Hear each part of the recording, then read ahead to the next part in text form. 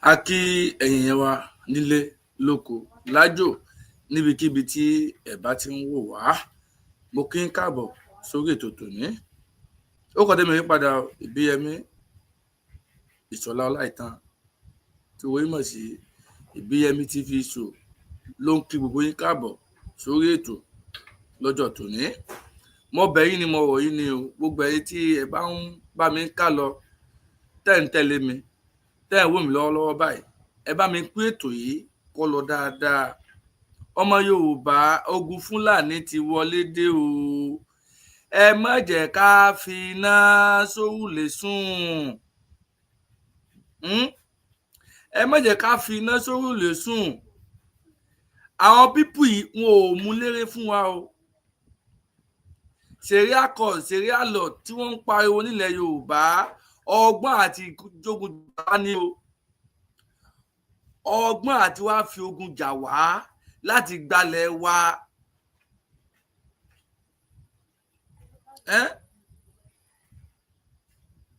Ìmọ̀ tí wọ́n rò nìyẹn o, nǹkan tó wà lọ́kàn wọn nìyẹn o. Màá play fídíò kan fún wa. Àkọ́kọ́ náà mo ní fídíò kan ló ti pẹ́ nígbà tí wọ́n issue ṣẹ̀ríà law ní National Assembly táwọn ọmọ Yorùbá kan àtàwọn Ìgbò kan kọ̀yìn sí pé àwọn ò fẹ́. Màá play fídíò ẹ̀ fún wa. Á gbọ́ kéèsè sí làwọn bíbù tí wọ́n ti ń dọdẹ Yorùbá o. Wọ́n ti ń dọdẹ Yorùbá nísìnyí.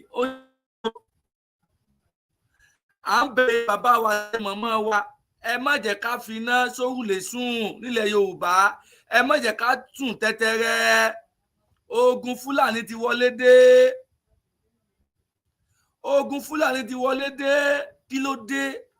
Kí lára ń gbá wọn? Àwọn ò dá wọn láàmú lórí ilẹ̀ wọn lọ́hùn. Kí ló wá dé tí wọ́n ń dà wá láàmú lórí ilẹ̀ wa? Ẹ̀yin bàbá wa àtẹ̀yin màmá wa sì wà ń bẹ̀ ẹ̀ tí ń wò ó. Ẹ̀pẹ̀lẹ̀ Afẹ́nifẹ́re ẹ̀ sì ń wòran. Àwọn bíbù ó ti terrorize wa. Wọ́n ń dà wá láàmú, wọ́n ní wá lá ẹ̀ sọ kálímọ̀ kan sí ìwà burúkú tí wọ́n wù fún wa yìí. Kí ló dé? Gbogbo ẹ̀yin bàbá tẹ́ ẹ pé a ní Afẹ́nifẹ́re tó jẹ́ wípé ẹ̀fọ́ gan-an ẹ̀ ń fẹ́ wa fẹ́ bí ni àpótí nǹkan lẹ̀ ń dùn torí tẹ́ bá fẹ́ wa fẹ́ re ni àwọn pípù yìí wọn ò ní mọ̀ wà burúkú báyìí kẹ́ ẹ dákẹ́ kẹ́ ẹ mọ̀ sọ̀rọ̀ kan sí lórí. Nígbà tí Sultan Sokoto tọkọ lẹ́tà wípé abọ́lọ̀ accept ṣẹ̀ríà court àti ṣẹ̀ríà law nílẹ̀ Yorùbá tọkọ sáwọn gómìnà ilẹ̀ wa, ẹ̀yin bàbá tẹ́ pẹ́ l'Afẹ́nifẹ́re àmọ́ ẹ mọ̀ dákẹ́mọ̀ ní ẹ mọ̀ fọwọ́ lẹ́rán mọ̀ ni ẹ tí ń pẹ́ á ní Afẹ́nifẹ́re lé àwọn ọmọ káàrọ̀ òjíire lórí àbí ẹ ń pẹ́ á ní Afẹ́nifẹ́re lé àwọn ọmọ káàrọ̀ òjíire lórí. Kí wá ní àǹfààní Afẹ́nifẹ́re tẹ́ ń ṣe o? Kí láǹfààní Afẹ́nifẹ́re tẹ́ ń ṣe? Sultan Sokoto wá ń pàṣẹ lé àwa Yorùbá lórí. Kí ló kan Sultan Sokoto lórí ilẹ̀ wa? Àwa a pàṣẹ fún wọn lórí ilẹ̀ wọn lọ́hùn. Òun wá ń pàṣẹ kọ lẹ́tà ránṣẹ́ sí wa. Àbẹ́rẹ́ pé a ti mugun mẹ́kọ̀ọ́ báwọn. Tá bá sì sọ fún yín pé inú oko ẹrú la wà lórí Nàìjíríà ẹ̀kọ́ tó pé wọ́n là ń pa. Ṣé àwa sí oko ẹrú báyìí? Ṣé a sì ní oko ẹrú báyìí? Ṣé a sì lóko ẹrú báyìí? Nígbà tẹ́nìkan wà lórí Sokoto tí wọ́n ń pàṣẹ fúnlẹ̀ Yorùbá pé dandan ńlá torí mùsùlùmí pọ̀ àbí torí mùsùlùmí wà lẹ̀ Yorùbá dandan ńlá abọ́lọ̀gbà ṣẹ̀ríà law abọ́lọ̀gbà láàyè abọ́lọ̀gbà ṣẹ̀ríà court abọ́lọ̀gbà láàyè lórí ilẹ̀ wa. Àwa yìí sọ pé àfẹ́ ṣẹ̀ríà court àfẹ́ ṣẹ̀ríà law àfẹ́ ní nǹkan ṣe pẹ̀lú ṣẹ̀ríà court nílẹ̀ Yorùbá torí kò lè mú nǹkan gidi wá fún wa. àti ìgbà sẹ̀ríà kọ̀ọ̀tù gan àti ìgbà sẹ̀ríà lọ gan ẹ wo àrà táwọn pípù fi wá dá ẹ wo ìwà burúkú tí wọ́n wù lé a lórí ilẹ̀ wa ọmọ aládé ni wá àìsọmọ ẹrú ọmọ aládé ni wá kì í sọmọ ẹrú so wá dá ká mọ̀ wà bí ẹrú lórí ilẹ̀ bàbá wa ẹ̀yin bàbá wa ẹ ronú sí wà burúkú táwọn pípù yìí ẹ bá sọ síta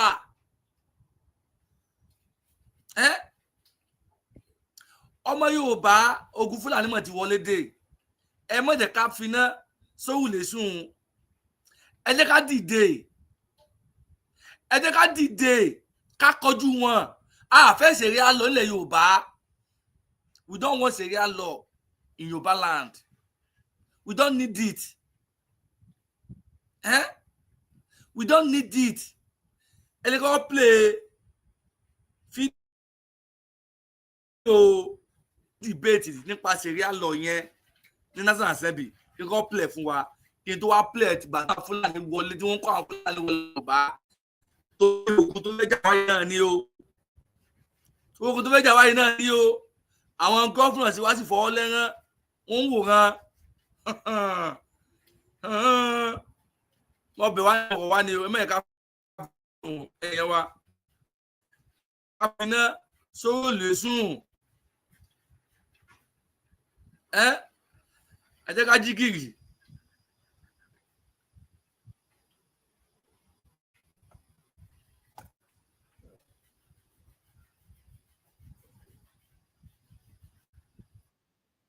Constitution allows for freedom of worship of all religions.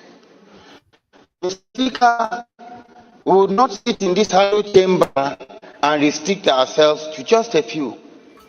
If we begin to put such components into the Constitution, tomorrow the ecclesiastical faction comes up. The day after, the traditional faction comes up. The day after, all of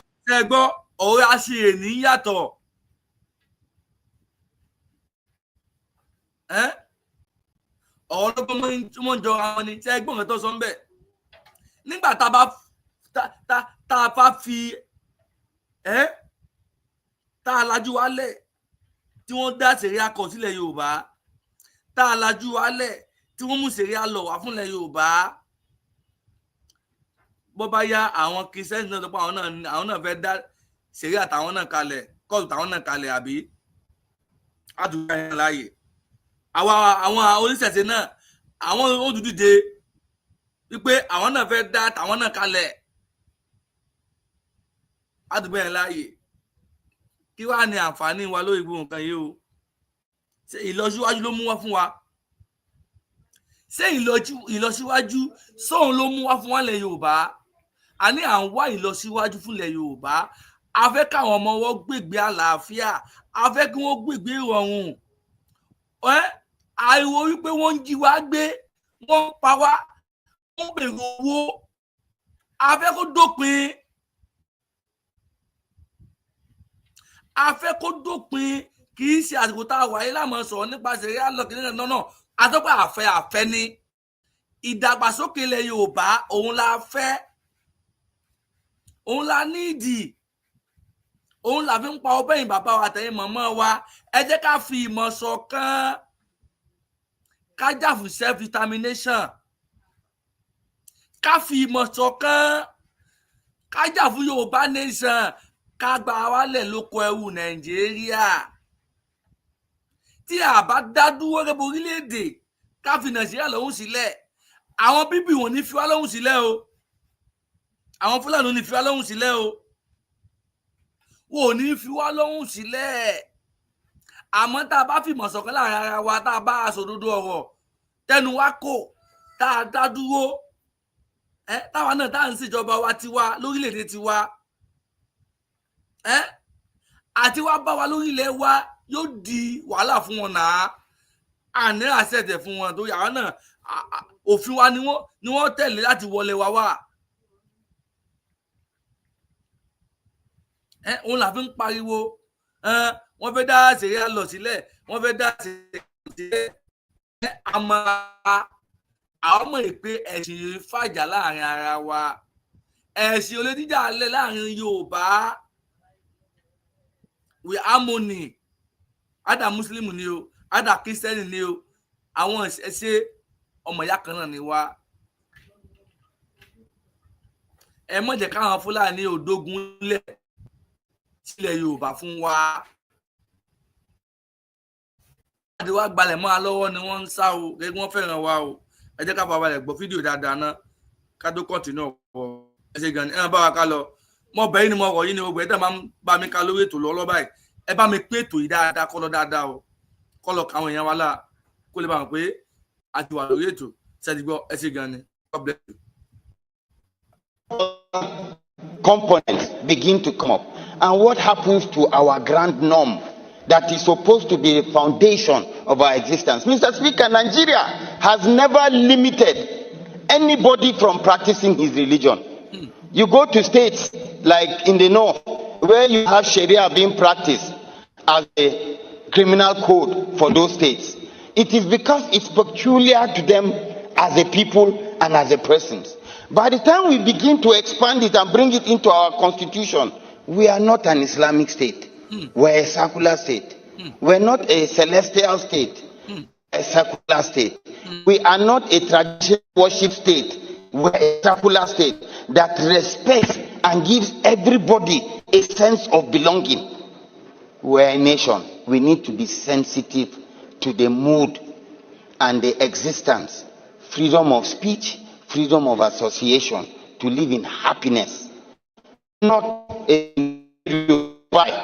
there could be some misconceptions. To then, I wish to crave the indulgence of the sponsor of this bill that he steps it down for more legislative input, and consultation, which will be more in tune with our beliefs and the norms. But I do not believe it is a legislation that should pass for second reading.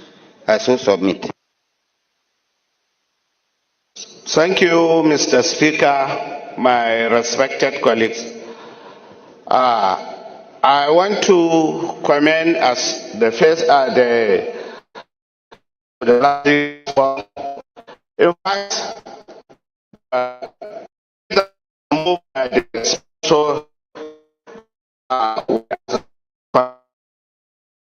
agree Nigeria is a secular state where we have different opinions, traditions, religion, and what have you. But if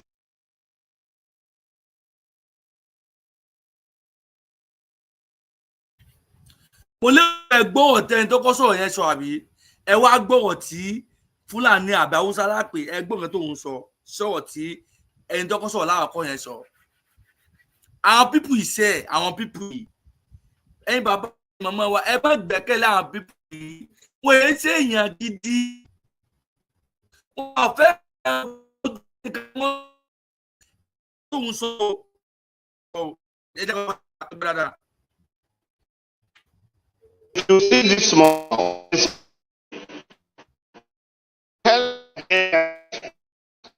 to know these commercial banks, especially Taj Bank and what have you, many people have the perceive that these banks are specifically for Muslim, while it is not. So by expanding this nature, I believe when to everybody,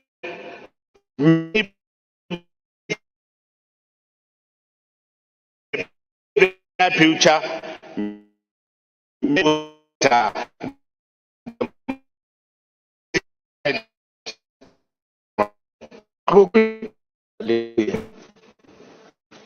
I like to add my voice to this all important for amendment constitution with respect to the expansion of the description of Islamic law. Let me start by saying that the constitution mandates our governments that they shall not adopt any religion as a state religion, meaning that Nigeria is a state.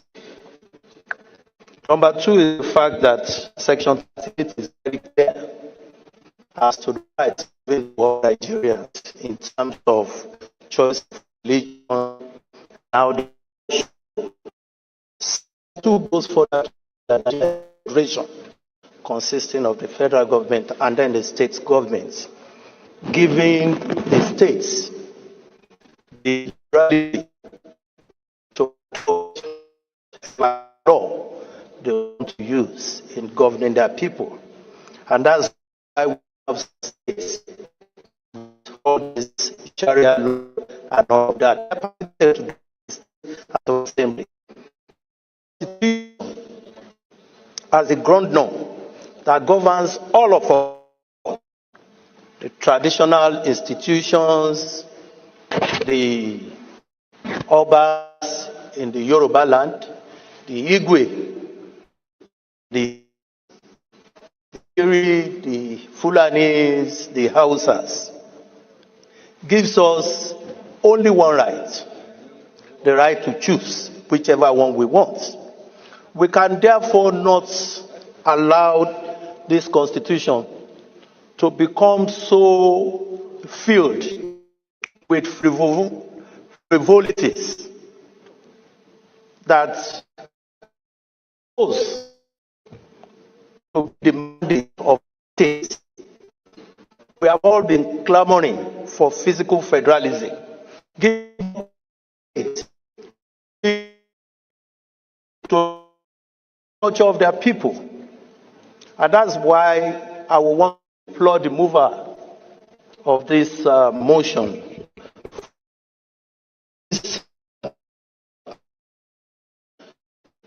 Amendment for the time being, so that we can deliberate more on it. Because of course, from the way I see it, is such that the states should be considering, not here. The problem of religious war, we started as far back as 1938 in this country. Let it not start that it is this house that is going to put forward to a very fragile democracy, to a very fragile situation. The unity between us, it's very important. Now, people are hearing us. People are seeing us. Thinking want to promote one religion over the other. I have step this down for the time being. Thank you, Mr. Speaker. Of an act to alter the Constitution of Federal Republic of Nigeria, 1999, to review the description of Islamic law in the Constitution as related matters, HB 1502. So move, Speaker. Any second? Yes, sir. Thank you, Mr. Speaker. My name is Honorable Hassan Sheikh Hussein. Distinguished colleagues, briefly, as the Speaker requested, the 1999 Constitution, as amended,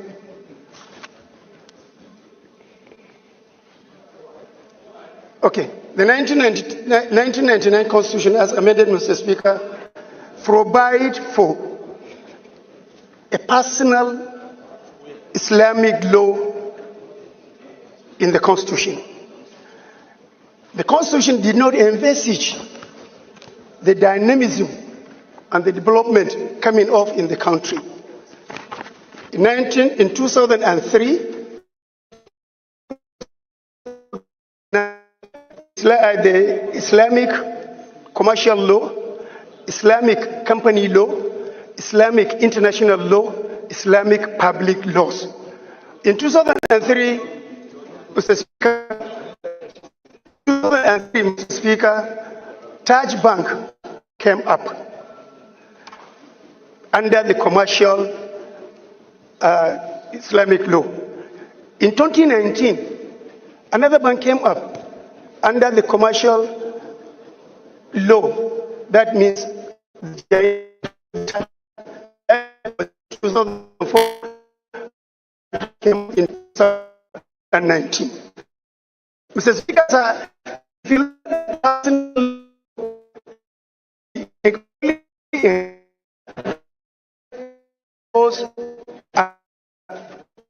the inheritance. Therefore, the removal of section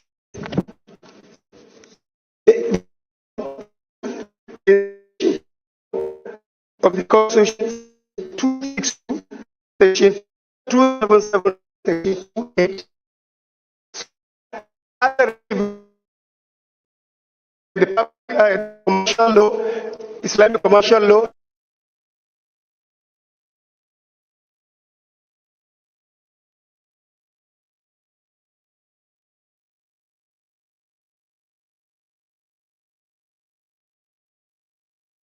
tẹ́lẹ̀ àwọn èèyàn wa náà lọ yarí láì mọ̀ yìí pé wọ́n padà tú sọ síta gẹ́gẹ́ bí sọ́tà tó kó tó di sọ nìsín anáwọn àníṣe lọ́wọ́ tá a wà ẹ́ bèbí wa ti ṣẹ́jú ẹ má fi ogun ẹ̀sìn ẹ má fi jà wá lẹ̀ Yorùbá àfẹ́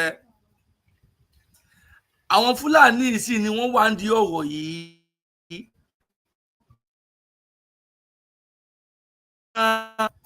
ni àwọn gangan ni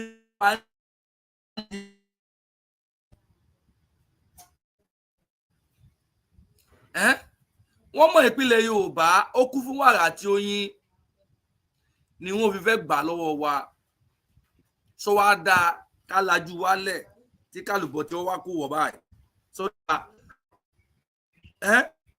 wá dájú wálẹ̀ káwọn àgbàgbà wa òun là fi ń pariwo fẹ̀yìn èèyàn wa wípé iṣẹ́ ẹ ti dé Omo Ogun Fulani Tiwo Ile ẹ má jẹ́ ká mú iná Sorule súnmọ́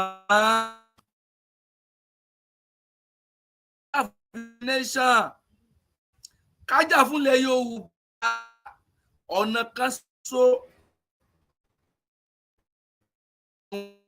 ni pé ká dá dúró ká kó lábẹ́ Nàìjíríà lórí Nàìjíríà kì í ṣe ìlú tí ń fún yàn lọ́kàn balẹ̀ Nàìjíríà kì í ṣe ìlú tí ń fún yàn ní ìfọ̀kànbalẹ̀ tí àwọn ọmọ Yorùbá tá a bá fìmọ̀ ṣọ̀kan tá a bá dá dúró tá a wà gẹ́gẹ́ bí orílẹ̀-èdè tiwa gangan ọkàn wọn balẹ̀ security wọn tight iná tó lè wá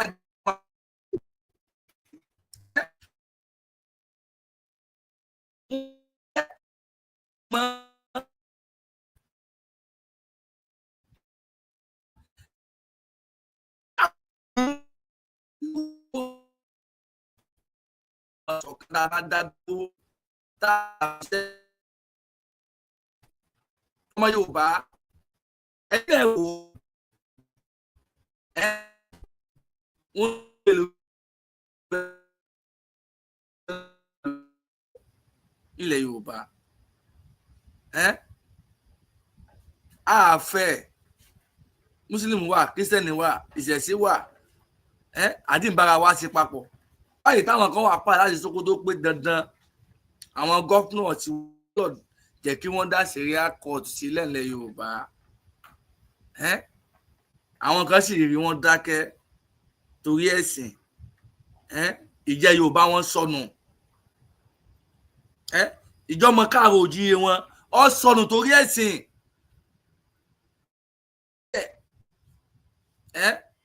kò yẹ kó rí bẹ́ẹ̀ o ẹ jẹ́ ká gbọ́ ọ̀nà tán dáadáa ká tó kọ́ntínú ọ̀rọ̀ padà ẹ ṣé gan ni. the Islamic company law, the Islamic international course. This is what I want. This amendment can be done. I so hope, Mr. Speaker.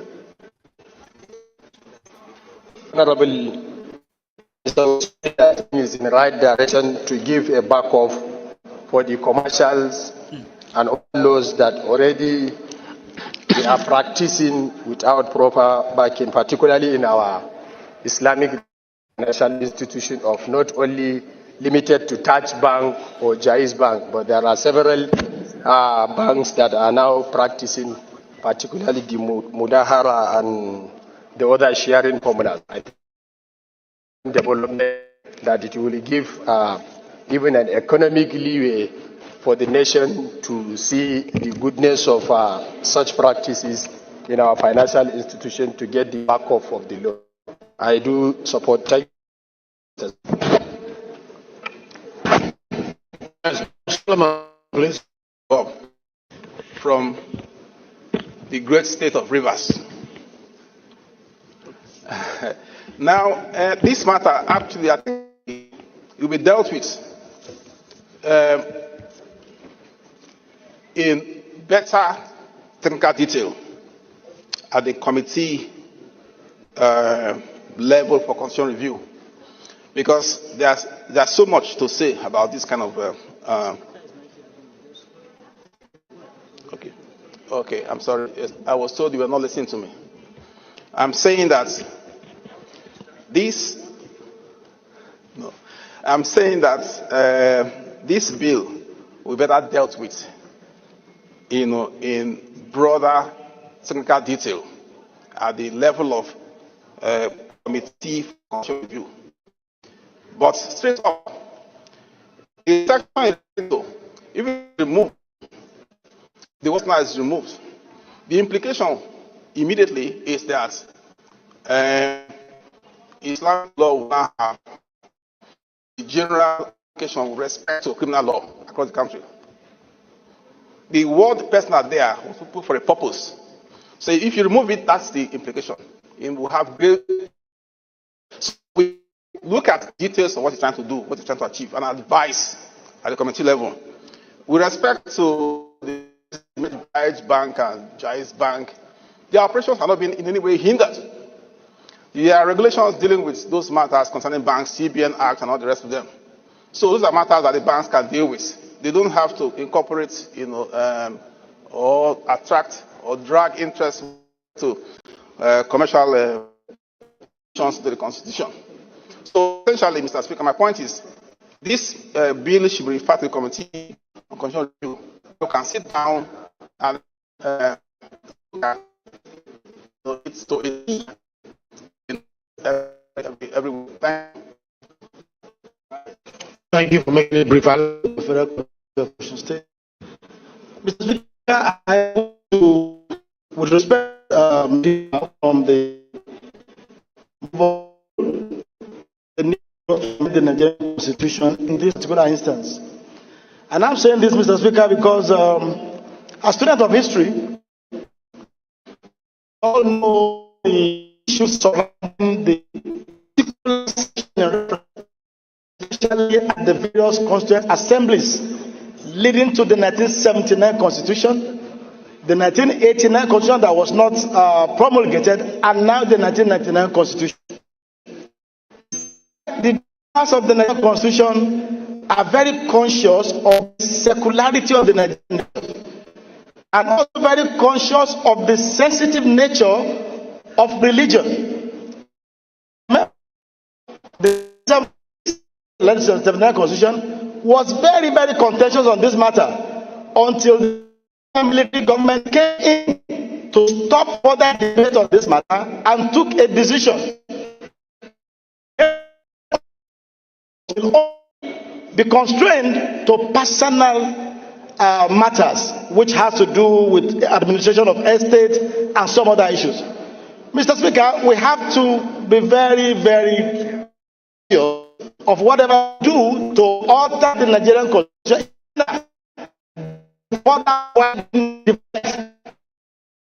And in any case, Mr. Speaker, like my previous colleague said, the matters which my colleague seek to address by this proposal is already by law. The Kama law, covers regulation on issue of finances and allows for its application of Islamic principles of financial transaction. the CBN Act, like you rightly said. And the moment we allow the Constitution to, we will in the state where the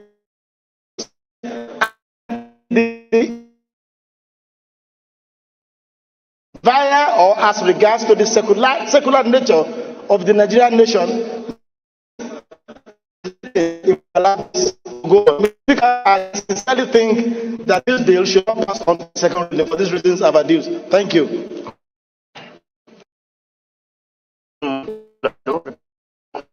The federal constituency, Kano State. Mr. Speaker, I would like to make to say that while the àwọn ni wọ́n ń takò àná àwa sọ pé àfẹ́ kí wàá ní agídí tẹ̀ ń ṣe kí ló dé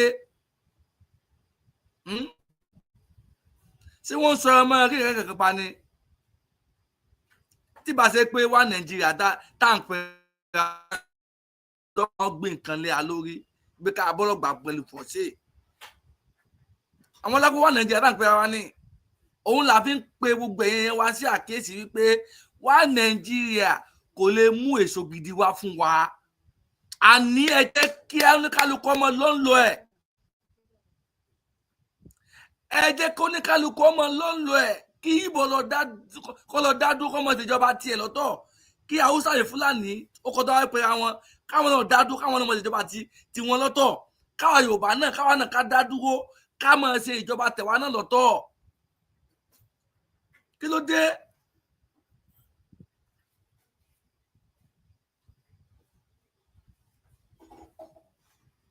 cautious, but we have to consider, and considering also the divisions we have in this country, we have to consider the ethics, the values, and the interest of the masses. Because we are here in this hollow chamber to represent and also a religion or a tribe or a community to constrain them from practicing something which is their way of life. We all know that Nigeria comprises of so many religions and communities.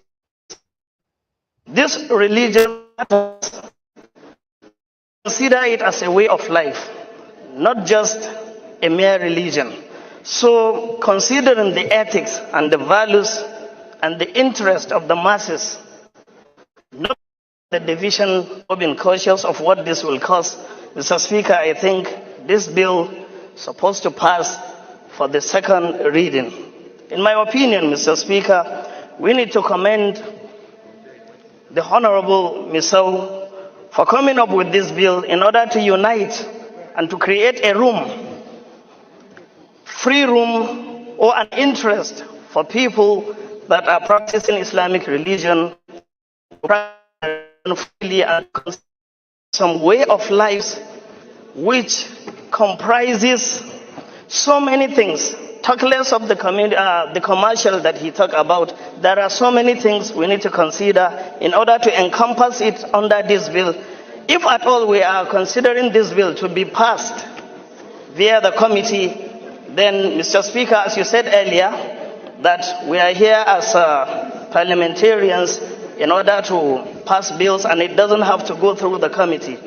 So we can pass it, and then later on the committee can consider what they can do about the bill. But we are here to debate it, and we are debating it. So let us go on with the debate, and later on consider what we can go with in this hollow chamber. Thank you, Mr. Speaker. Thank you very much, Speaker. My name is Honorable Isa Muhammad Anka, representing Anka Talata Mafra constituency. I'm from Zamfara State. My able speaker, our honorable colleagues, I wouldn't want to dwell on issues already spoke by the last speaker. In other words, he has spoken my mind. But the other speaker, the last but one, talked about karma. Karma is already embedded in the constitutions. Therefore, it takes care of other commercial laws. And I think we need to understand the subject matter of this bill.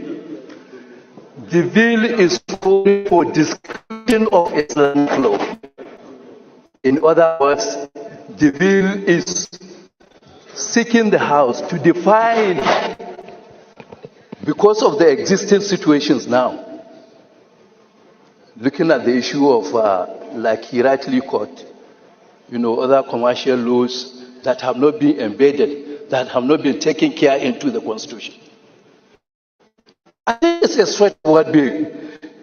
He's not calling the fact that, he's not calling for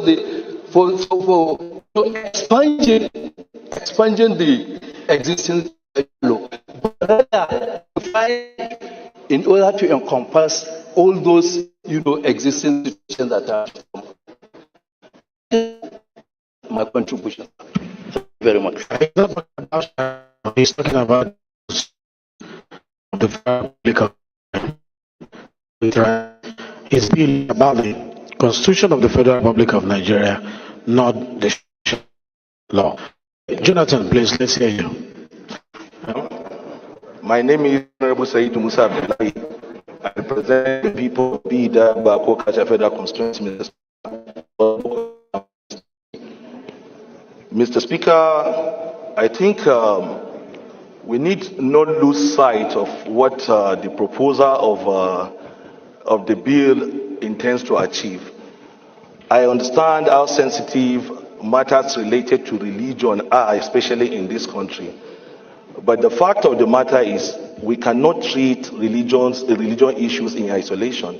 There are issues that we must bring to the front burner and discuss, irrespective of how sensitive they are. I didn't want to stand, but I looked at the sensitivity. Even from the argument, you could see the sensitivity that is driving the sentiment that is driving the argument. But if we focus, Honorable Ali, approach the chair. If we focus on what the bill intends to achieve, approach the chair. The bill intends to review the description of Islamic law, which means it's already enshrined in the Constitution. What it seeks to achieve is to review the description. So it's already in the Constitution. I don't understand why we will see it as something that will lead to snowball into a crisis or what have you. This is that over the years that has led us to not make progress on certain issues. It doesn't matter how sensitive these issues are. We must be able to debate them. This is what our people sent us here to do. If we run away from discussing a problem, if we assume it to be a problem, and we're running away from discussing it, how will you provide a solution to it? I will agree and accept the fact that there is need for further, broader consultation. But for us to run away from the problem, for us to say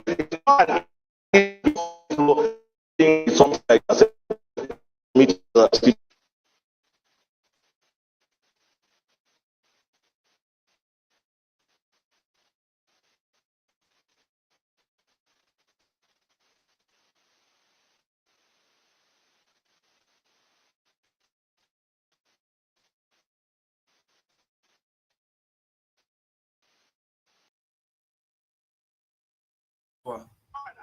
Mo lérò pé bí ṣe ń lọ pátápátá náà lẹ́ ń gbọ́.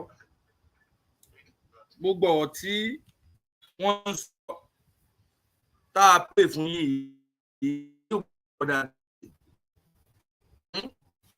wọ́n ti debate wa lọ o, but àwọn kan accept àwọn kan accept láì mọ̀ pé wọ́n padà gbé jáde wá fáwa. Ní South West kò sí ní òfin ṣèyá lọ òfin 1999 kọ́ńsà àwọn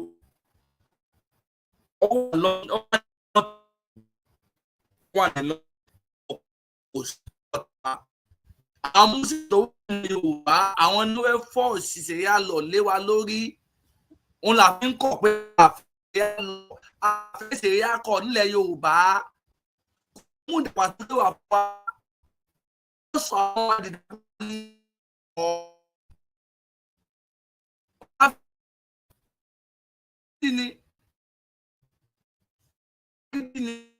padà wá kọ́ ní ìsìn tó nígbà tí kọ́ pé adọ́gbà fẹ́ òun ló fà tí Sultan Sokoto fi kọ́ ẹ́tà ránṣẹ́ láì mọ̀ pé lákọ́ làwà bí ìbọn wa tọkàn náà tó.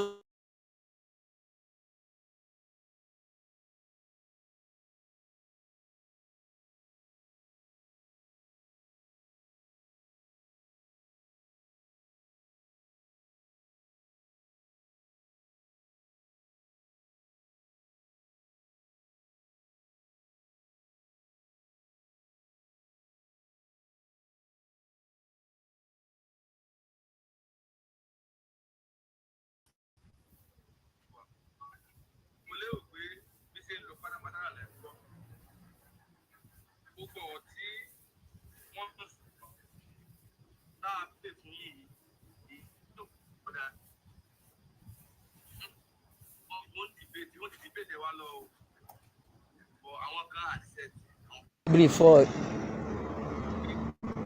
February, yeah. Yeah. Sharia law in Yoruba land is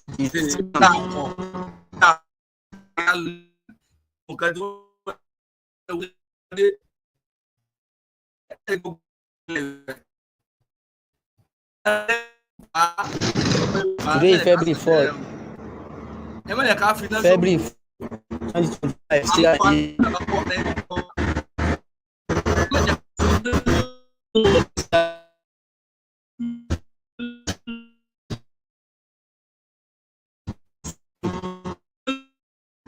Scam ni ṣe yá lọ́lẹ̀ Yorùbá o. Scam ni kílá gidi ni. Kò lè mú nǹkan gidi wá fún wa. Wọ́n fi wá scam wọn lẹ̀ Yorùbá ni o. Ẹ má jẹ́ ká gbà fún wọn o, ẹ̀yin wa.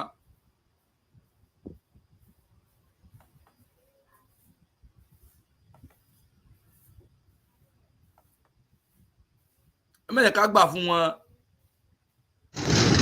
Today February 4th.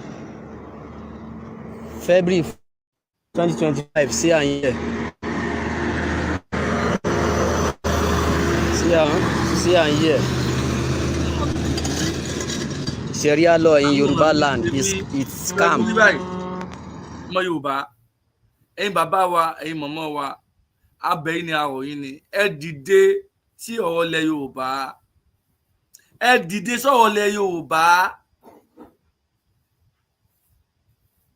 Ẹ má jẹ́ káwọn Fúlàní ó fi ogun jà wá.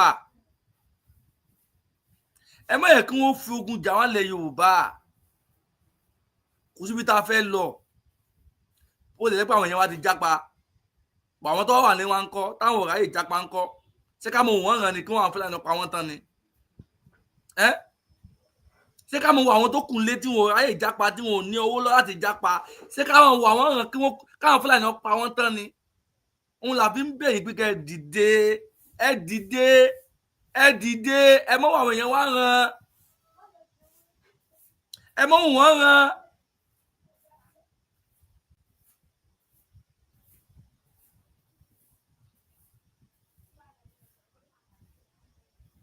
Mo kí gbogbo ẹ̀yin wa tẹ̀wọ̀n láti látàárọ̀ ẹ ṣé gan ni.